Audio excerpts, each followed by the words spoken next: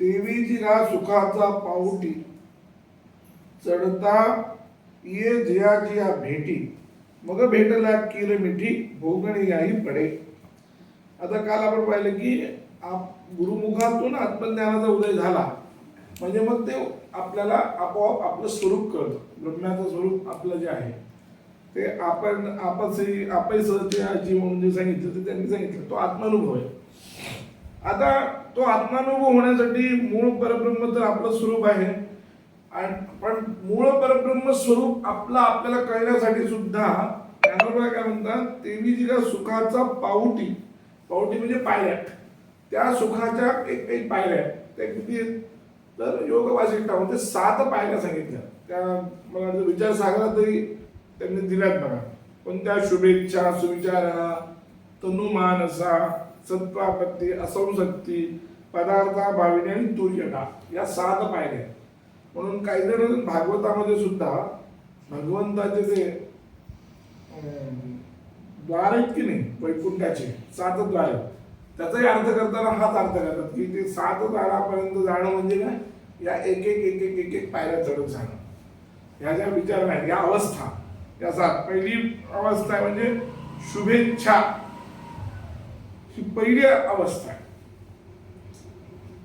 ज्या जीवन काय गुरुमुखानं वेदांत श्रवण करून शास्त्रज्ञानाच्या साहाय्याने आत्मप्राप्ती करून घेतली पाहिजे अशी इच्छा. त्या इच्छेला म्हटले शुभेच्छा. की मला म्हणजे पहिली पायरी ही आहे. म्हणजे आधी आपल्याला असं वाटलं पाहिजे की मी गुरुला शरण गेलो पाहिजे गुरुच्या जवळ बसलो पाहिजे मला गुरूंनी काहीतरी सांगितलं पाहिजे मी श्रवण केलं पाहिजे. म्हणजे वेदांताची आवड उत्पन्न होणं ही पहिली पायरी. वेदांताची आवडच उत्पन्न होत नाही लोकांना हे लक्षात ठेवा. काय पहिलीच पायरी नसते म्हणून दुसऱ्या तिसऱ्या चौथ्या पायरीचा काही विषय नाही राहत.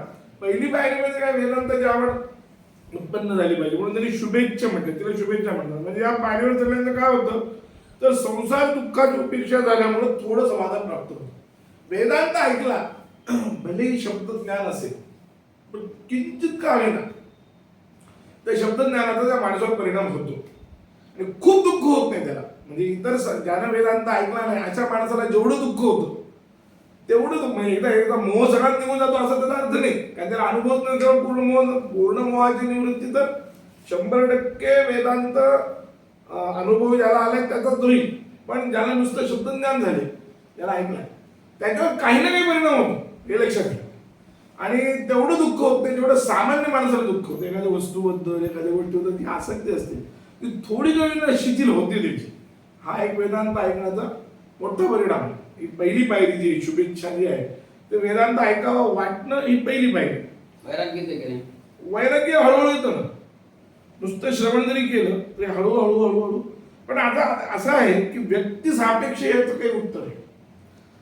म्हणजे एखाद्या व्यक्तीला जर फार प्रतिबंध नसेल तर त्याला एकदाच वेदांत श्रवण करून होऊन जाईल त्याला वैराग्य येऊ शकतो. काही जणांचं प्रतिबंध जर जोरात असेल तर तेवढं वैराग्य येत नाही.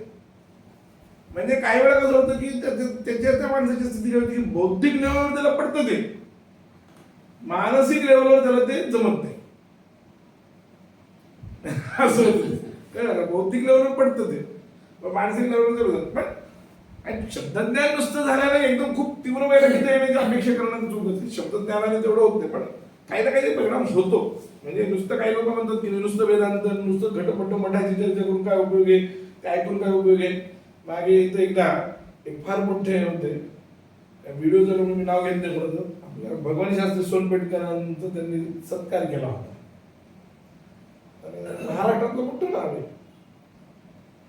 त्यांनी बोलता भगवान शास्त्रींना म्हणाले ते की आम्हाला ते घटपटाचा काही वेदांत जमत नाही म्हणले आम्हाला साधनेचा वेदांत जमतो असं काहीतरी बोलले वाटतं. ते भगवान शास्त्री सत्काराला उत्तर देताना असं म्हणाले महाराज म्हणून ठीक आहे म्हणले पाठावर बसा मग सांगतो म्हणले घटपटाचा वेदांत काय असतो आणि श्रवणाचा वेदांत काय असतो तुम्ही काही बोलायला म्हणून चालेल का. म्हणजे याचा अर्थ काय की वेदांतात असं काही विभागित नाही हा साधनेचा वेदांत आहे हा घटपटाचा वेदांत असं नाही. जो काही वेदांत आहे तो वेदांत असाच आहे आणि तो घटपटाचा जरी वेदांत ऐकला थोडं तरी हे झालं. तर पहिली पायरीवर त्याला काही ना काहीतरी 10-20% मुळातच वेदांताकडे कोणता माणूस जाऊन रमतो, वेदांतात रमणं यासाठी मुळातच मी नेहमी म्हणतो की खंडन राज्यकाराने एक फार मोठं वाक्य लिहिले, फार मोठं, की ईश्वरानुग्रहादेव पुंसाम अद्वैत वासना. ईश्वरानुग्रह असल्याशिवाय तो वेदांत ऐकायलाच येत नाही, आणि आला तरी ऐकू वाटत नाही त्याला. म्हणजे बाकी सगळं तरी जपतप करत नसतील, गुरुचरित्राचे पारायण करतात लोक, पण वेदांत ऐकत नाही. ऐकी नाही, गायत्रीचे जपाचे जप करतात पण वेदांत ऐकत नाही. का नाही ऐकत? त्याचं कारण हे आहे की ते तो वेदांत ऐकण्याचं लागणारी जी योग्यता आहे त्यांच्या ठिकाणी नाहीच आहे. ते त्यांच्या ठिकाणी तो ईश्वर अनुग्रह नाही. त्याच्यानंतर मग आल्यानंतर वेदांत ऐकलं तर म्हणजे याचा अर्थ सुरुवातीलाच काही योग्यता लागते. ती योग्यता ज्याच्या ठिकाणी तो जर ऐकायला लागला हळूहळू करून त्याचा प्रतिबंध काही जोरात असेल एखादा, पण थोडासा प्रतिबंध कमी काही ना काही 10-20% होईल. पहिली पायरी ही कोणती? शुभेच्छा पहिली. दुसरी पायरी जी आहे ती सुविचारणा. ती काय? संत आणि सच्छास्त्र याच्या सहवासात वैराग्यपूर्वक आत्मस्वरूपाचा विचार करणं याला म्हणतात सुविचारणा. ही भूमिका तयार होते. म्हणजे पहिल्यांदा नुसतं ऐकायचं, ऐकल्यानंतर हळूहळू संताबद्दल सत्संगतीबद्दल माणसाला आवड उत्पन्न होते. सत्संगती पण माणसाला नको वाटते. खूप कडक माणसांच्या सहवासात तर कोणी राहत नाही. त्याचं कारण काय? म्हणजे वस्तुतः ते संत जे लोक असतात ते शिस्तशील असतात, पण त्यांच्या सहवासात फारसं कोणी राहायला जात नाही. 2 दिवस सेवा करतील त्यांची काय करायची, सहवासात राहत नाही. बघा तुम्ही नको म्हणजे ते त्यांच्या जाऊ द्या, आपलं जाऊया म्हणतात. याचं कारण काय? ती भूमिकाच नाही आपली मनाची. आपल्या मनाची ती स्थितीच नाही, अवस्थाच नसते. आपल्याला संतांमध्ये आदर जरी असला तसं आपण व्हावं असं वाटत नाही. हे बघा तुम्हाला सगळ्या संतांबद्दल आपल्याला आदर आहे, त्याच्याबद्दल काही नाही. संप्रदाय विरहित सगळ्या संतांबद्दल आपण आदर करतो, समजतो. पण तसं जीवन जगावं असं वाटतं का? तसं आपण व्हावं असं वाटतं का? नाही वाटत. तसं एक इंजिनियर व्हावं वाटतं, पायलट व्हावं वाटतं, तसं संत व्हावं वाटतं का? नाही. आणि जर पोरगं व्हायला लागलं तर होऊ देत नाहीत आपण, त्याला होऊ देत नाही. त्याला काय आलं म्हणतं ते आता असतं का, ते असं आहे का, तसं का, ते नंतर बघून असं करून त्याला ते म्हणजे त्याचे जे संस्कार आहेत ते सगळे त्याचे म्हणजे त्याचं एखाद्या बिचाराचा प्रागजन्मात मागच्या जन्मामुळे काही वेळा लोक वैराग्य येऊ शकतं ना. वैराग्य कुठल्याही अवस्थेत येऊ शकतं. जसं आता तुम्ही गेल्या वर्षीचा एक व्हिडिओ पाहिला का, त्या जैन समाजातल्या एका 13 वर्षाच्या मुलानं संन्यास घेतला. 13 वर्षाचा.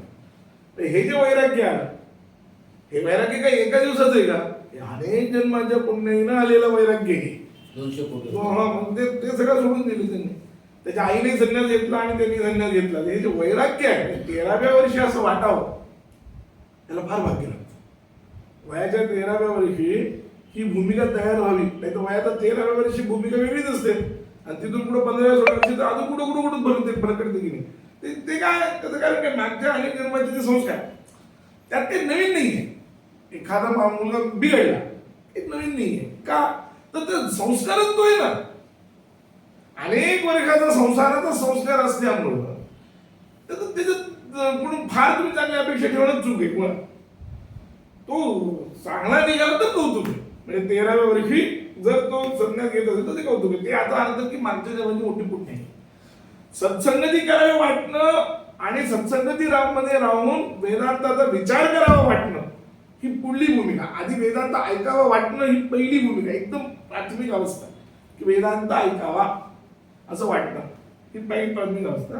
नंतर दुसरी म्हणजे तिला म्हणजे शुभेच्छा. दुसरी म्हणजे सुविचारणा, की संतांच्या सहवासामध्ये राहून वेदांताचं श्रवण करत करत आत्मविचार करायचा, वैराग्यपूर्वक आत्मस्वरूपाचा विचार करायचा. याला म्हटलंय सुविचारणा. ही दुसरी भूमिका. तिसरी भूमिका काय आहे? तिचं नाव आहे तनुमानसा. तनुमानसा म्हणजे काय? तर आत्मस्वरूपाच्या विचाराने विचाराविषयी दृढ वैराग्य उत्पन्न होणं, म्हणजे इथं त्याला म्हणतात तनुमानस. दृढ वैराग्य उत्पन्न झालं म्हणजे काय? मानस म्हणजे मन, तनु म्हणजे कृश. मन त्या विचाराविषयी म्हणजे विषयांच्या विषयी एकदम कृश होऊन जातं. ते फार महत्वाचं आहे. म्हणजे ही एक भूमिका आहे. 3 भूमिका अत्यंत साधक अवस्थेतल्या आणि प्राथमिकच आहेत. एकदम प्राथमिक भूमिका तर ही आहे. आता दृढ वैराग्य झालं पाहिजे, आणि या 3 वैराग्य दृढ झालं, चित्त लागलं की तनु मानसा भूमिका होतात. आणि विषय काय विषय भास ठेवले तर विषयापासून सुटणं अवघड आहे. चांगल्या माणसाला विषयापासून सुटणं फार अवघड आहे. त्याच्यासाठी हर प्रकारचा प्रयत्न साधकाने केला पाहिजे. मी मागे एक उदाहरण दिलं होतं श्रीधर स्वामींचं जसं ठरलं काय सज्जनगडावर जाऊन रामदास स्वामींची सेवा करायची. तर पाडव्याला जायचं ठरलं. श्रीधर स्वामींना काय होतं की तिथं जायचं तर वैराग्यपूर्वक राहायचं असं ठरलं. सेवाच करायची ना, वैराग्य जे मिळेल ते मिळेल, नाही मिळेल ते नाही मिळेल, आणि कशातही लक्ष नाही. वैराग्य धारण करायचं, कडक वैराग्य धारण करण्यासाठी त्यांची तर मानाची तयारी होती. पण त्यांना पेढा फार आवडायचा. पेढ्यावरचं आपलं लक्ष दूर व्हावं म्हणून श्रीधर स्वामींनी काय केलं, शेण आणलं गाईच्या शेणात पेढे कालवले आणि ते खाल्ले. ते खाल्ल्याने शिसारी बसली,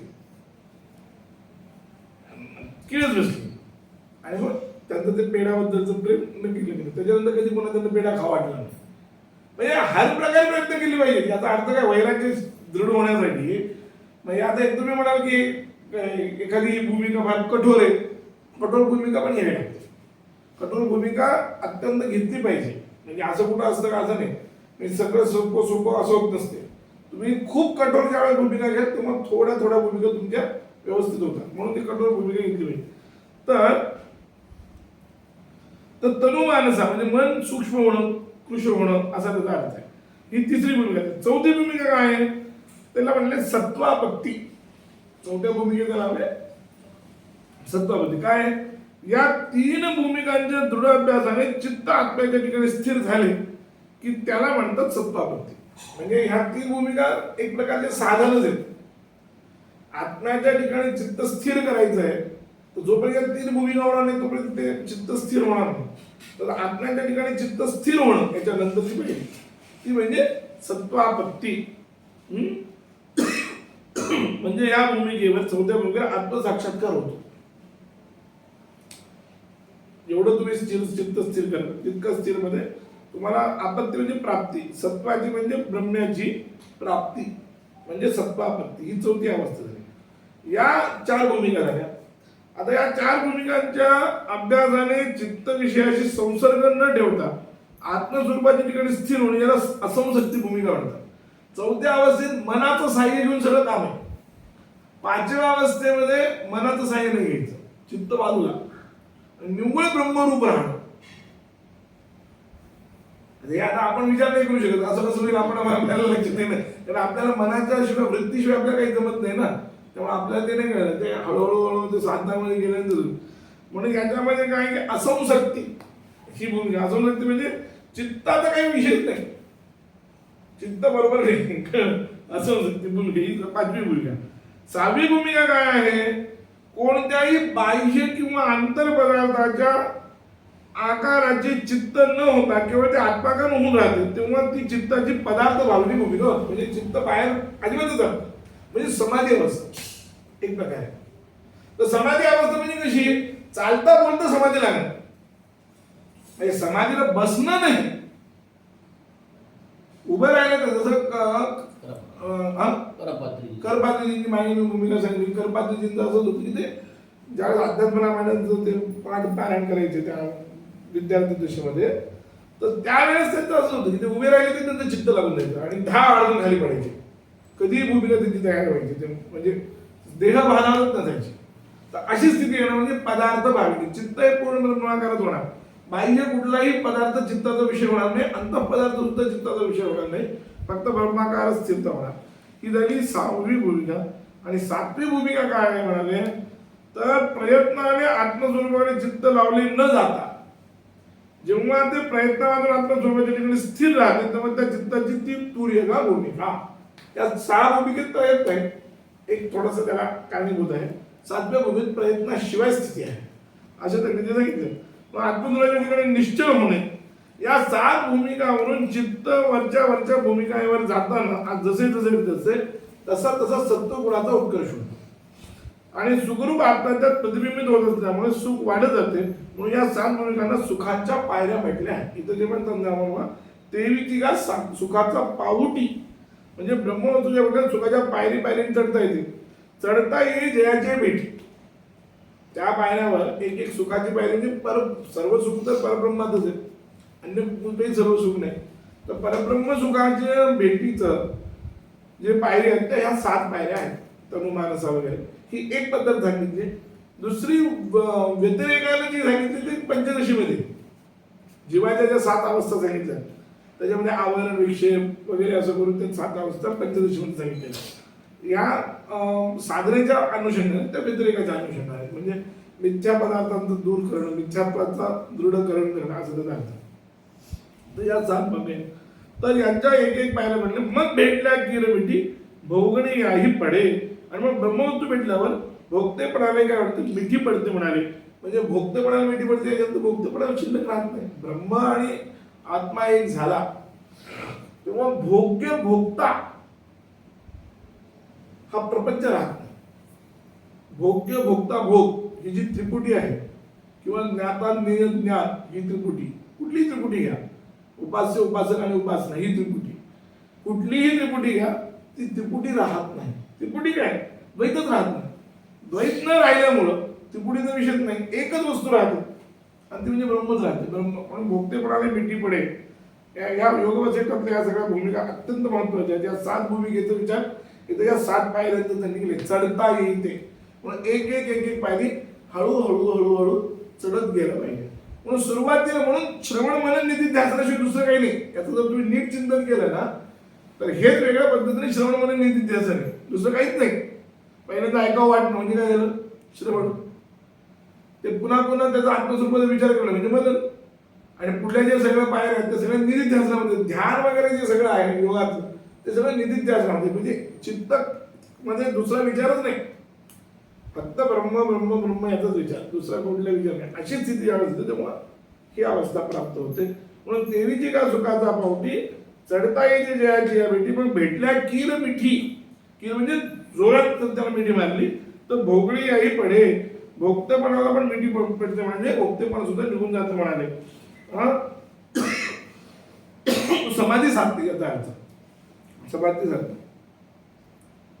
आणि त्यात अष्टांग योगामध्ये जे आहे ना, अष्टांग योग आहे ना, योग काय तर ध्यान ध्यान ध्यान ते समाधी असं पण आहे. ते अष्टांग योग आहे. योग जो मूळ आहे तो योग म्हणजे योग चित्तवृत्ती निरोध म्हणजे निर्विकल्प समाधीला योग म्हणतो. आणि त्या सूत्रामध्ये जे सांगितलेलं आहे यम नियम आसन प्राणायाम प्रत्याहार धारणा ध्यान समाधी, इथला जो हा समाधी आहे हा समाधी सविकल्प समाधी, सबीज समाधी, त्याला सविकल्प, तो या निर्विकल्प समाधीचा अंग आहे. तर तो सुद्धा निधी ध्यानामध्ये येऊन जातो. आपल्या वेदांत त्याचा कुठं अंतर्भाव होतो तो निधी ध्यान, आणि इथल्या कुठे संसक्ती संसक्ती म्हणजे पदार्थ भावनेमध्ये त्याचा अंतर्भाव होऊन जाईल. अशा प्रकारे निर्विकल्पन समाधी त्याच्या पुढे गेली ना, पदार्थ भावनेची पुढली गेली ना.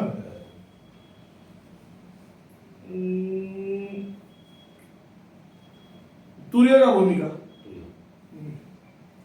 पण समाधी लावावं लागतंय. इथं तुर्य का भूमिकेत त्यांनी तर प्रयत्न पण नाही सांगितला. हा फरक आहे. म्हणजे सहज समाधी लागणं त्याला तुर्य का म्हणते. याचा अंतर्भाव येतो होईल याचा.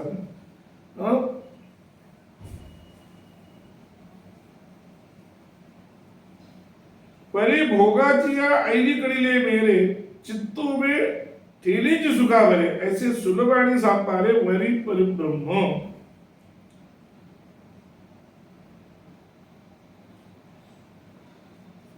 म्हणजे काय भोग जे आहे की तो भोग आला म्हणजे मी सुखी झालो असं आपल्याला वाटतं. पण वस्तुस्थिती अशी आहे म्हणाले, भोग म्हणजे मी सुखी झालो मला सुख झाले अशी जाणीव म्हणजे भोग. तर त्याच्या ऐलीकडीले मेरे म्हणजे त्या भोक्तृत्वाच्या जाणीव होण्यापूर्वीच समाधी अवस्थेत काय होतं, मी भोगता भोग्य वगैरे राहत नाही ना, तर काय होतं तर भोक्तृत्वाची जाणीव राहत नाही. ते होण्यापूर्वीच काय होतं, सुख बरे उभे ठेवले. अत्यंत सूक्ष्म विषय. सुख बरे उभे ठेवले म्हणजे अलीकडेच सुख उभं राहतं. तरी भोगाचे अलीकडे, अलीकडे म्हणजे अलीकडे ती राहत. सुख चित्त बरे उभे ठेवल्याची सुखा बरे, सुख भरून ते चित्त राहतं म्हणाले. आणि मग ऐसे सुलभ आणि सोपा रे परब्रह्मी. मग त्या माणसाला ते परब्रह्म काय अत्यंत सोपं जातं. कारण सुख येतं आलं, सुख म्हणजे परब्रह्म आहे. परब्रह्म म्हणजे दुसरं काही नाही, सच्चिदानंद. आनंद, सत आणि चित हे तीन पदार्थ म्हणजे तीन वेगवेगळे नाही, तर सत जे आहे तेच, चित आहे ते चित आहे तेच, आनंद जे आनंद आहे ते बरोबर नाही. ते परब्रह्मामुळे काही वेगळंच नाही, म्हणून सुख प्राप्त होऊन जातं, भोक्तपणाची जाणीव राहत नाही. आपल्याला त्यांना काय सांगायचे, आनंदाची डोही आनंद तरंग हे सांगायचे. आनंदाचं डोळे तरंग आनंद आहे, त्याच्यात बुडणाराही आनंदच आहे, सगळंच आनंद आहे. म्हणजे ही भूमिकाच राहत नाही की मी वेगळा तो वेगळा, अशी भूमिका राहत नाही, एक होऊन जातं म्हणाले. मग परब्रह्मच तिथं जाणीव जे आहे ते भोक्तृत्व उठू देत नाही आणि जीव निर्वकल्प समाधीमध्ये स्थित राहतो.